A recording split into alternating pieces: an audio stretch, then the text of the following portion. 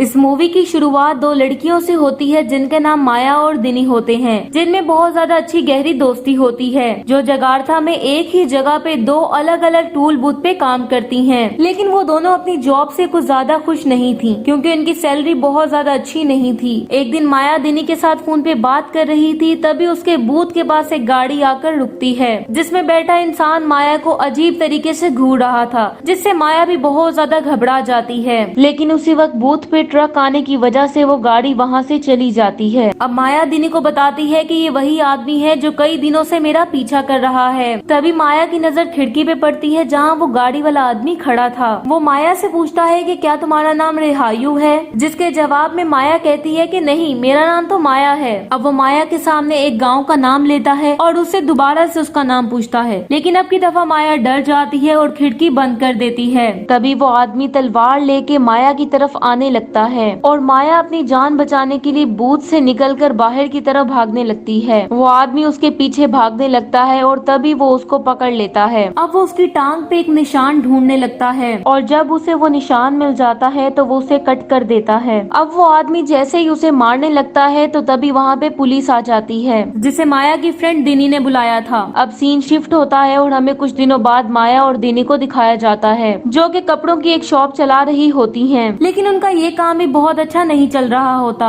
अब माया दिनी को एक फोटो दिखाती है जो कि उसके पेरेंट्स की होती है। इस फोटो में एक घर भी दिख रहा था जो पहले तो माया के पेरेंट्स का था, लेकिन उनकी मौत के बाद अब माया का हो गया था। दरअसल माया के पेरेंट्स की मौत उसके बचपन में ही हो गई थी, इसलिए वो अपने पेरेंट्स और अपने गाँव के बारे में कुछ ज्यादा नहीं जानती थी। ये फोटो भी उसे अपनी आंट के सामान से मिली थी जिसके साथ वो रहा करती थी। लेकिन अब इस दुनिया में माया मुकम्मल अकेली थी क्योंकि उसकी आंट की भी अब डेथ हो चुकी थी और अब माया को पैसों की बहुत ज्यादा जरूरत थी, इसलिए वो गांव जाके अपने उस घर को बेचना चाहती थी जिसका पता इस फोटो के पीछे लिखा था। इस फोटो के पीछे माया का नाम रेहायू लिखा था। अब माया और दिनी दोनों अपने गाँव जाने की तैयारी करने लगते हैं, लेकिन जाने से पहले माया को अपने कट में से एक पर्ची मिलती है जिसमें एक अजीब सी जुबान में कुछ लिखा था। माया अपने मोबाइल में उसकी एक पिक्चर ले लेती है और इसके बाद वो एक बस में अपने गाँव जाने लगती है। बस में बैठे हुए माया एक आदमी को उस पर्ची की पिक्चर दिखाती है जो उसे बताता है ये हर किस्म की बुरी चीज आत्माओं और रूहों से बचने का जरिया है। उसकी ये बात माया को बहुत अजीब लगती है और रास्ते में माया को 3 बच्चियों की रूहें बार बार दिखाई देती हैं। सुबह होने तक वो उसी गाँव पहुँच जाती है। यहाँ बहुत ज्यादा लोग नहीं रहते थे। अब वो एक घर के बाहर जाती है। ये घर इस गाँव के लीडर सतपति का था और वहाँ उन्हें उस लीडर की माँ मिलती है। ये दोनों अपनी पहचान छुपाने के लिए उससे झूठ बोलती हैं और कहती हैं कि हम स्टूडेंट्स हैं जो कि पपेट हिस्ट्री पर रिसर्च करने यहाँ आई हैं। इसके बाद रात गुजारने के लिए माया अपने ही घर में जाती है जहाँ उसे अपने पेरेंट्स की और भी बहुत पिक्चर्स मिलती हैं। अब माया दिनी के साथ कब्रिस्तान जाती है जहाँ उसके पेरेंट्स की कब्रें थी, लेकिन उसके पेरेंट्स की कब्र के आसपास छोटे छोटे बच्चों की बहुत सी कब्रें थी। इसके बाद सीन शिफ्ट होता है और हमें दिखाया जाता है कि एक घर में एक औरत बच्चे को जन्म देने वाली थी। बच्चे की पैदाइश के बाद जिन लोगों को खुशी होनी चाहिए थी वो लोग बहुत ज्यादा उदास होते हैं। तभी वहाँ पे गाँव का लीडर सतपति आता है और वो उस बच्चे को दूसरे रूम में ले जाकर मार देता है। अब उसने ऐसा क्यों किया ये हमें आगे पता चलेगा।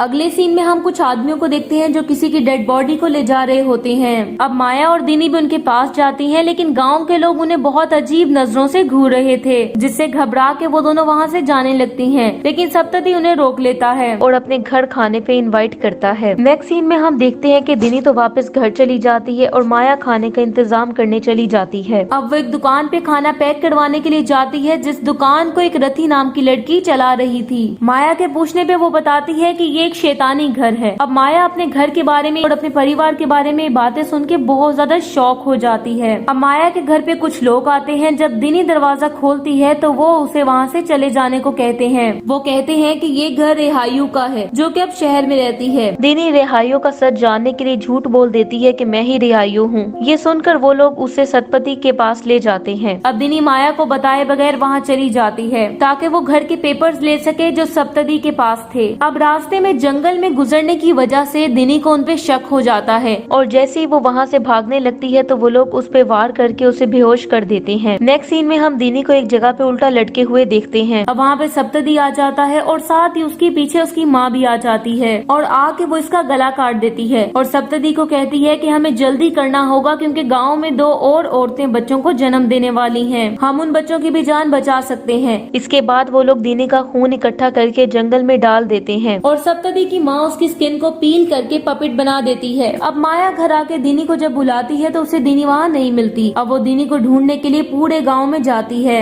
अब वो ढूंढते ढूंढते सप्तदी के घर आ जाती है, जहाँ वो उसे झूठा हौसला दे देता है कि वो उसकी मदद करेगा। दूसरी तरफ गाँव में एक पपेट शो हो रहा होता है, जहाँ एक कपल बैठा बातें कर रहा होता है कि उनका बच्चा बिल्कुल ठीक पैदा होगा। अब यहाँ दिनी को ढूंढते ढूंढते माया भी आ जाती है। अब जहाँ पे कुछ लोग उसको कहते हैं कि हमें तो दिनी कहीं नहीं दिखी। अब माया जब घर आती है तो उसे एक बच्ची दिखती है जो उसे गांव के घर में जाने का कहती है, जहाँ एक औरत एक बच्चे को जन्म देने वाली थी। अब माया जब जाके उस बच्चे को देखती है तो जिस बच्चे को उस औरत ने जन्म दिया था उसकी बॉडी पे स्किन नहीं होती, और साथ ही माया ये भी देखती है कि सप्तदी ने उस बच्चे को मार दिया था, जिसको देख के माया बहुत ज्यादा डर जाती है। अब गाँव वालों को भी वहाँ माया के होने का शक हो जाता है, लेकिन जब तक वो वहाँ जाते हैं माया वहाँ नहीं होती, क्योंकि माया को रथी ने छुपा लिया था। दूसरी तरफ बगैर स्किन के पैदा होने वाले बच्चे की पैदाइश पे सब गांव वाले बहुत ज्यादा हैरान थे। अब रथी माया को इस गांव के बारे में बताती है। वो बताती है कि इस गांव में पिछले 20 सालों से बच्चे बगैर स्किन के पैदा हो रहे हैं, क्योंकि इस गांव में एक शराब है और इसीलिए उन्हें पैदा होते ही मार दिया जाता है। अब रथी माया को उसके पिता के बारे में बताती है, जिसका नाम डुवांगजो था,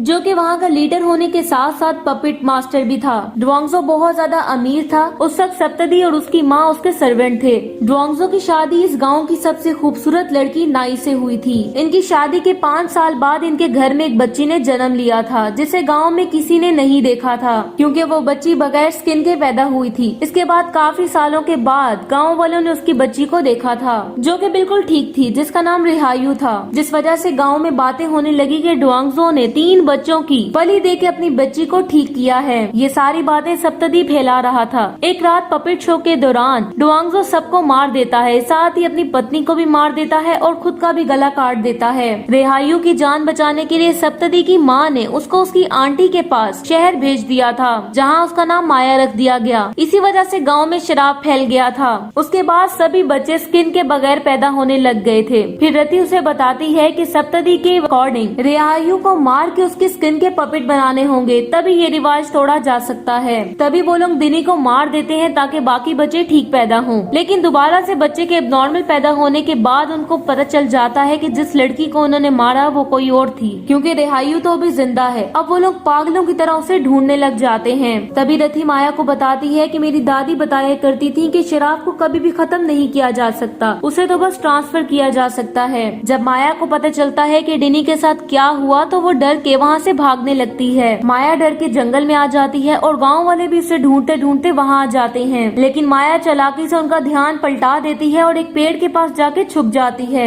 अब माया जंगल में अकेली बैठी होती है, तभी उसे 3 बच्चों की आत्माएं दिखाई देती हैं। तभी एक बच्चे की आत्मा माया के पास आके उसे एक विजन दिखाती है। उस विजन में माया देखती है कि उसकी माँ सप्तदी से प्यार करती थी, लेकिन उसकी शादी डुवांगजो से हो गई थी। माया दरअसल डुवांगजो की नहीं बल्कि सप्तदी की बेटी थी, जिसके बारे में सप्तदी की माँ को पता चल गया था। जिसके बाद वो नाई के बालों से कुछ जादू करती है, जिसके बाद बगैर स्किन वाली रिहायू का जन्म होता है और वो एक जादू से अपने बेटे की मेमोरी भी खत्म कर देती है। जिसके बाद सप्तदी को अपने अफेयर के बारे में कुछ भी याद नहीं रहता। डुवांगजो अपनी बेटी को ठीक करने के लिए गांव की 3 बच्चियों की स्किन से पपेट बनाता है और उनके कंकारों को अपने घर में बेसमेंट में दफन कर देता है, जिसकी वजह से उसकी बेटी तो ठीक हो गई थी, लेकिन उसे हमेशा उन बच्चियों की आत्माएं दिखाई देती थी। अब डुवांगजो एक पर्ची पे मंत्र लिख के माया की टांग में फिक्स कर देता है ताकि उसे अब आत्माएं नहीं दिखें। दूसरी तरफ सप्तदी अपनी बेटी का बदला लेने के लिए डुवांगजो, उसकी पत्नी और उसके सभी साथियों को मारने की कोशिश करता है और डुवांगजो के पपेट चुराकर अपने पास रख लेता है। तभी वो आत्माएं माया के पास आती हैं और कहती हैं कि अगर वो उनके कंकालों और पपेट्स को एक साथ दफना दे तो ये शराब खत्म हो सकता है। जब माया को होश आता है तो उसके पास रथी थी, जिसको माया सब कुछ बता देती है, जो सप्तदी के घर जाके पहले पपेट्स चुराती है और फिर माया के घर से कंकाल निकालती है, जिसके बाद वो कंकालों और पपेट्स को एक बॉक्स में डाल के दफन कर देती है, जिससे उन बच्चियों की आत्माओं को मुक्ति मिल जाती है। माया और रथी अभी ये बात कर ही रहे होते हैं कि तभी वहाँ गाँव वाले आ जाते हैं। माया रथी को उस घर में जाने का कहती है जहाँ एक बच्चे का जन्म होने वाला था।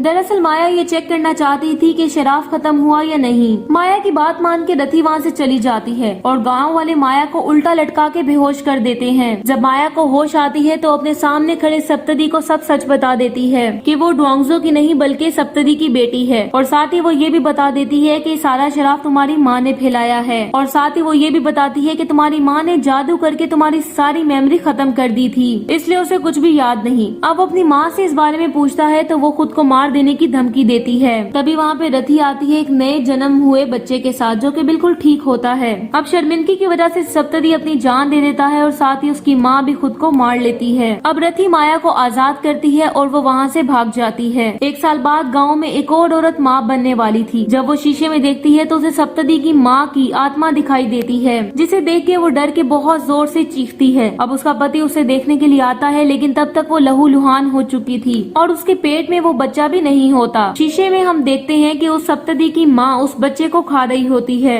और इसी के साथ ये मूवी एंड हो जाती है। Thank you so much for watching.